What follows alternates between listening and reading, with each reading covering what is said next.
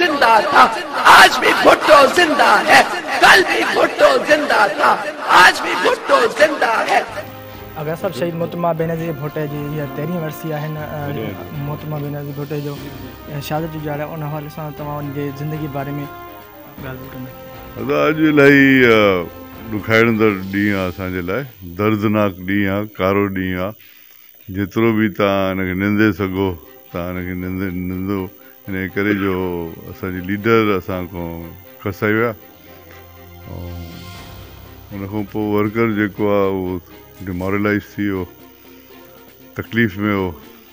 आसिफ अली ज़रदारी साहब हिम्मत करे पाकिस्तान खपे जो नारो हणी ऐं पाकिस्तान पीपल्स पार्टी खे बचायो।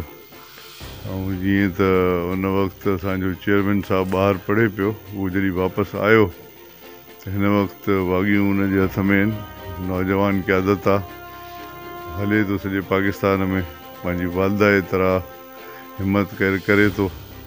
ऐं कोशिशि असांजी इहा ई आहे त अवाम जी उमेद आहिनि बिलावल ज़रदारी साहब जे अंदरि, त उहो जूं जेकी उमेदूं आहिनि उहे पूरी कनि। मोहतरमा जहिड़ी लीडर पैदा ई कोन थींदी, इन करे जो हुनजो जेको तरीक़ेकार हो अवाम जी ख़िदमत जे लाइ हो, हुन अवाम जी ख़ातिर पंहिंजी रत ॾिनी ऐं डेमोक्रेटिक सिस्टम खे बचाई। हमेशह तव्हां यादि रखो, जॾहिं बि तव्हां हिस्ट्री में वेंदव त डेमोक्रेटिक सिस्टम खे पाकिस्तान पीपल्स पार्टी में शहीद ज़ुल्फ़िकार अली भुट्टो ऐं शहीद में मोहतरमा बेनज़ीर भुट्टो साहिबा डेमोक्रेटिक सिस्टम खे ऐं पाकिस्तान खे बचायो आहे।